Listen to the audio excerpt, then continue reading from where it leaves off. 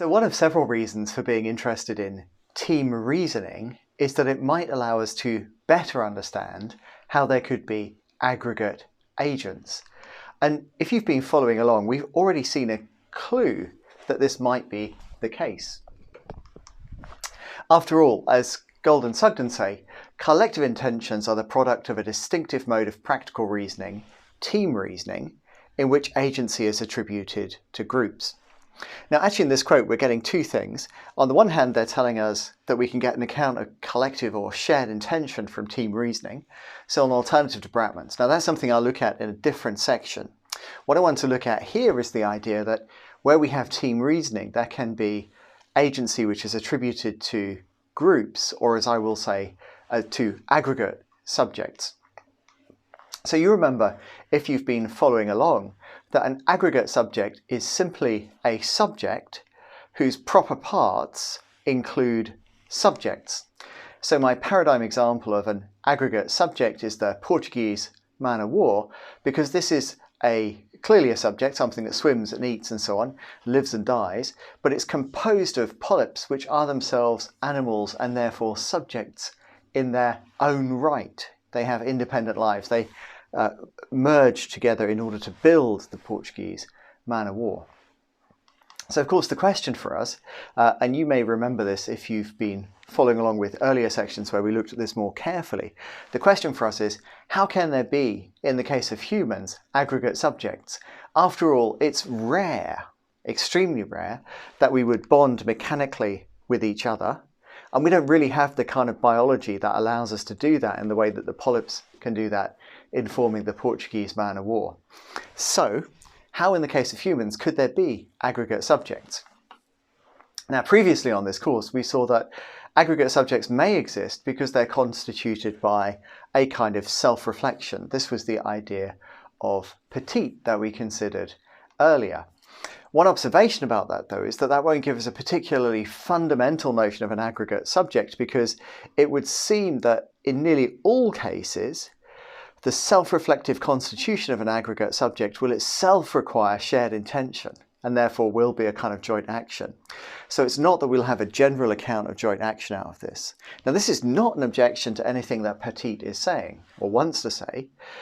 It's simply an observation that says this approach to thinking about aggregate subjects is one in which aggregate subjects do not play a fundamental role in our understanding of joint action and other forms of social interaction. Rather, they help us to understand some of the most sophisticated cases. Very good. But the promise of team reasoning is that we might get another kind of aggregate agent. So here they're using the term groups, and later you'll see the word teams.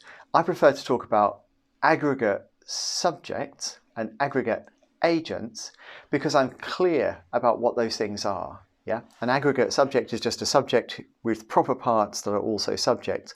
Whereas if I say group or team or so on, you're always then going to ask the question, well, what does this philosopher or that philosopher understand by team or group? So the interesting thing about Gold and Sugden is that they're offering us a second independent pathway to constituting aggregate subjects. So we need to ask some questions in order to be sure that we understand what they're proposing.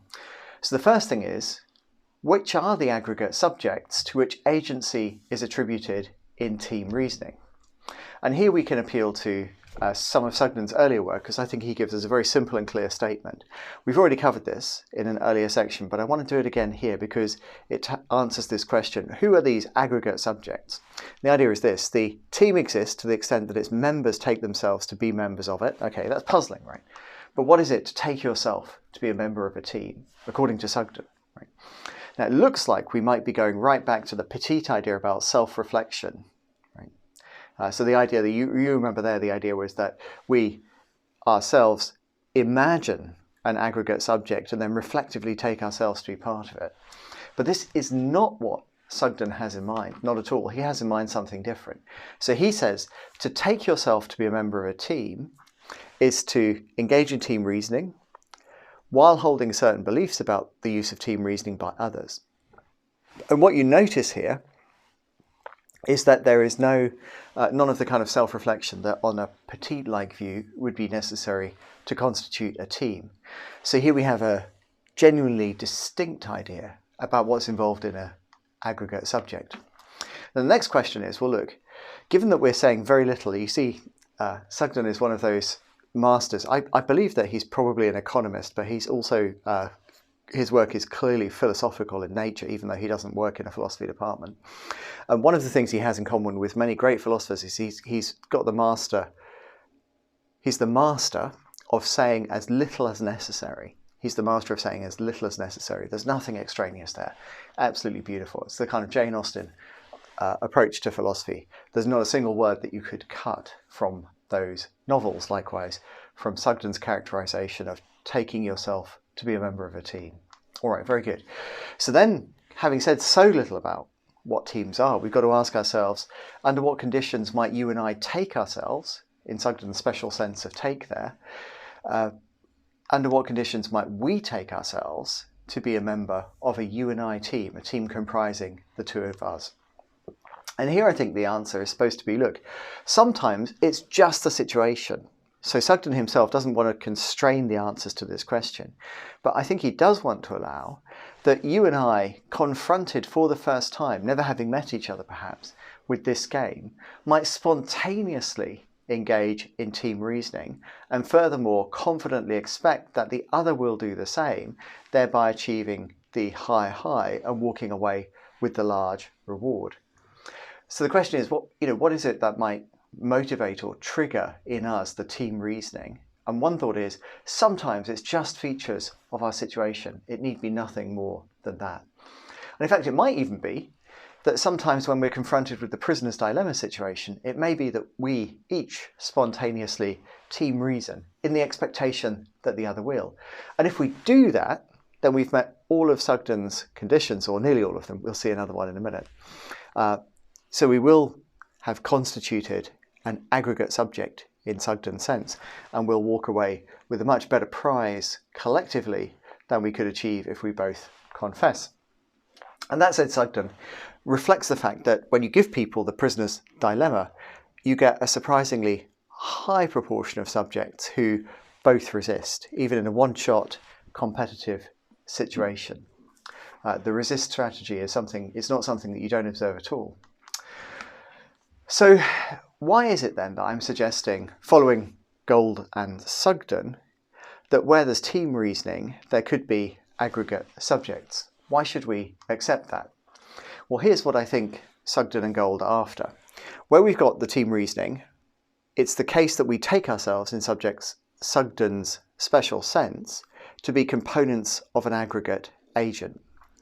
The aggregate agent, furthermore, literally has preferences. That's Sugden's view that you remember from before. I'll say a bit more about that in a moment. And finally, through our team reasoning, we ensure, as a matter of fact, that the aggregate subject's choices match the aggregate subject's expected utility. So when we got those three conditions in place, it seems reasonable to think, well, that is kind of a way in which you and I could constitute something larger, an aggregate subject, something that really does have preferences and that really does act. It's kind of there in those conditions. Sorry, you're quite right. I've used the term aggregate agent here, but officially all I'm talking about are aggregate subjects. I apologise for this. So an aggregate subject, you remember, is a subject with proper parts that are themselves subjects in their own right. An aggregate agent, similarly, is an agent with proper parts which are themselves agents in their own right. So the particular kind of aggregate subjects that we're interested in are indeed aggregate agents in this case. I'm sorry, that terminology is slightly awkward for you. Yeah, okay, good. Very good.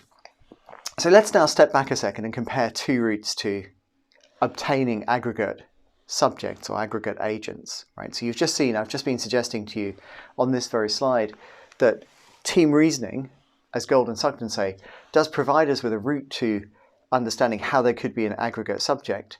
And earlier we had the Petite self-reflection idea. So these, in Petite's case, the aggregate subjects are created through a process of each of us reflecting on what the subject is and does and so on, and then thinking of ourselves as a part of that, and then living out that imaginary idea.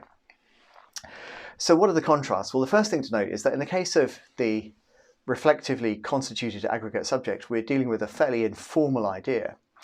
Whereas in the team reasoning case, we're dealing with a moderately formal idea. So Sugden offers, and Bacharach likewise, offer a relatively formal characterization of what the team reasoning is, building on but substantially extending decision theory and game theory to bring it into this collective domain. Now this makes it somewhat tempting to think, gosh, you know what, maybe these two things are not really that different at all, right? So maybe we can think of team reasoning as a kind of formal presentation of the petite idea. And I do believe that that's a tempting idea. But I think as we go through some other of the differences, you'll see it's going to take quite a bit of work to convince us that that's right. So the next thing to note here is that whereas the petite thing really depends on a kind of reflection, it's not just, that I think some thoughts and there's the aggregate subject. The aggregate subject is in a way a consequence of the way I think of the aggregate subject. Whereas because we have Sugden's special way of taking oneself to be a component of the aggregate subject, or a member of the team in his terms, we don't need that I or anybody else thinks explicitly about the aggregate subject as such. So there isn't that same level of reflectiveness required. Another thought is that the way Petite understands aggregate subjects, it seems like they're going to be a fairly long-term enterprise. It's going to take a significant amount of work on our part to bring this thing into being and to sustain it. Whereas the promise that Sugden and Gold are offering is that the aggregate subject, which is a consequence of our team reasoning, could be fairly short-lived. So it might exist even just for the space of a single interaction, a single game that you and I play, a single kind of high-low type situation. Now, if that's right, then of course this will have a far broader range of applicability, and that's exactly what Gold and Sugden are after. We also saw that the reflectively constituted aggregate subject seems to depend on a kind of shared intention and therefore an exercise of shared agency. We have to do things together, we act jointly in order to bring that thing into existence. Whereas on the face of it, the kind of aggregate subject which emerges from team reasoning doesn't require any prior kind of shared intention on our part. So the idea is that, as I was just mentioning, you and I come into a situation which has the structure of that high-low game. We look at the situation and we, each of us independently think, I'm going to team reason and I bet she will too. Right? I'm going to team reason and I bet she will too. So we do. And that already gives us the aggregate subject. Nothing further is needed. And so there isn't any need for a shared intention or any joint action to bring the thing about. So far, this team reasoning idea is looking fabulous, right? It's looking really good. It's not a replacement for what Petite et al. Are interested in, but it seems like a useful complementary idea that allows us to be more convinced that this notion of an aggregate agent is what we want in order to understand joint action, something with much broader applicability that really might be fundamental. But, as always, there's a catch. And in this case, the catch is that the team reasoning approach requires that the aggregate subject itself has preferences, right? Preferences in the decision theoretic sense. And if you remember thinking about earlier sections on preferences, you will know that this is a more stringent requirement than it might seem. So let me just highlight that this is an absolutely essential requirement, right? So it's only because the aggregate agent has preferences that through team reasoning we can ensure that the aggregate agent's actions are those which maximize its expected utility. Indeed, without the preferences, we can't make sense of the idea that the aggregate agent has expected utilities at all. Right? It just would be incoherent. So it seems like this idea that the aggregate agent has preferences is completely indispensable to its existence. The problem, of course, is that in order to have preferences, your choices have to satisfy some axioms. And in particular, you have to make choices which are transitive in the sense that, if you prefer chocolate over banana and banana over broccoli, then you can't also prefer broccoli over chocolate. You cannot do that, right? You cannot do that. And to violate transitivity or any of these other axioms, as we saw people seem to do quite often in their choices when we looked at the Ellsberg paradox, for example, if you violate any of these axioms, the problem isn't that you end up with some irrational preferences or some incorrect preferences or something. The problem is that if you violate these axioms, you do not, strictly speaking, have any preferences at all. Right? I asked the question earlier, what are preferences? And I think the best, most straightforward answer to that question is to say preferences are decision theoretic constructs. They're constructs of decision theory. Decision theory uses the axioms to define a relationship between your actions, your preferences, and your subjective probabilities.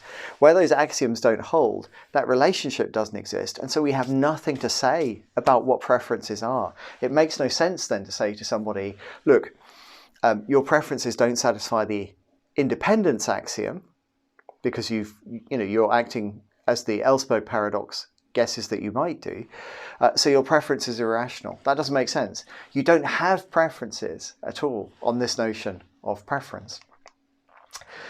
So this is an issue because we're supposing that the aggregate subject has preferences and therefore that the aggregate subject's actions will be coherent in a way that's specified by those axioms. All of those axioms will be satisfied, transitivity and the rest.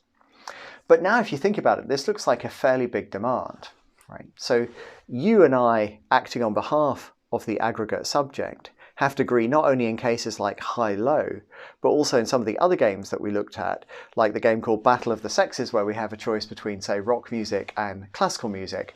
We just have opposing preferences and so on. In order for the aggregate subject to have preferences, we, when we're engaged in team reasoning, will have to make choices that satisfy that axiom, all of those axioms. And that seems like a fairly big ask. So here's where we come to a kind of dilemma. Sugden stresses that the aggregate agents or team's preferences are autonomous from the individual's preferences in the sense that there's no function that takes you from the individual's preferences and spits out the team's preferences. Right? So it could well be, and it may be, Sugden thinks it often will be the case, that there's an option that you prefer and that I prefer individually, but the aggregate subject has a different preference, which for both of us is a suboptimal choice. And that's a nice illustration of this idea of autonomy. So here's the problem. It's a dilemma. If we accept that Sugden's right about autonomy, then we have a robust theoretical idea about the aggregate agent. But it seems that it's going to be rare for team reasoning to constitute the aggregate agent in this fullest sense, because very often, if you and I spontaneously form a you and I team in order to solve high-low, it's not the case that all of the other choices we might make will satisfy the axioms like transitivity, independence, and the rest. Right? The aggregate agent is even less likely to be coherent than you are individually and than I am individually. On the other hand, you might say, well, Steve, look, let's give up on autonomy. Right? So let's give up on the idea that we have to think of the aggregate subject as having preferences non-derivatively. Let's instead try to derive the aggregate subject's preferences from ours. Let's try to get some kind of maximization function. So arrow and all that. It's going to be difficult, right? It's going to be very difficult. But there might be a way to do that.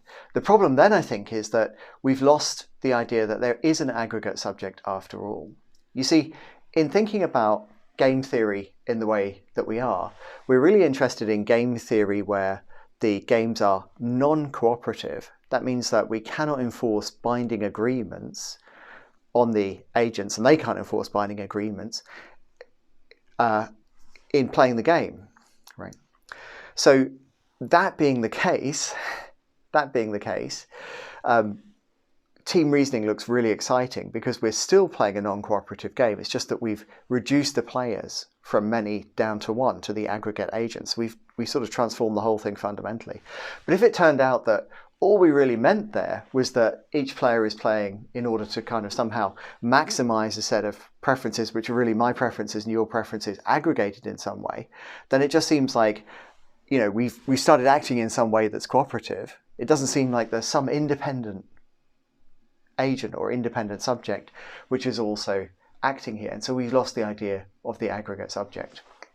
So here then is the dilemma. If we want aggregate subject, we need to accept autonomy. But if we accept autonomy, then we have to suppose that the aggregate subject or the team would make a series of choices across many different possible action scenarios, which are coherent in the sense defined by the axioms of decision theory. If we give up on the idea of autonomy, we are in effect giving up on the idea that we have an aggregate subject at all. So there is a difficulty, a big cost involved in saying that team reasoning is our way to constituting aggregate subjects. It may work, but it's something which is perhaps much less common than we might otherwise more optimistically be expecting. So here I am in conclusion. On this course now, we've considered two possible ways of constructing aggregate subjects. One that we link to petite, which involves some kind of self-reflective constitution, a work of, if you like, a work of the imagination that because we live it out becomes real. And then there's the team reasoning approach that I take from Gold and Sugden. A wonderful case of a philosopher and an economist working together actually to give us this idea of team reasoning applied to understanding cases of joint action, where they propose we could understand these as the actions of an aggregate subject. The problem, as I say here, is that there's a question about whether or not these aggregate subjects really have preferences in lots of ordinary cases. So if you're interested in the notion of an aggregate subject, I do not claim that there is any fatal objection to proceeding along this path. Indeed, I think it's something that's worth much more careful investigation. My suggestion is just that the existing literature does not overcome all of the straightforward challenges that we can find to postulating aggregate subjects involving humans acting together in everyday situations where they might be, for example, walking together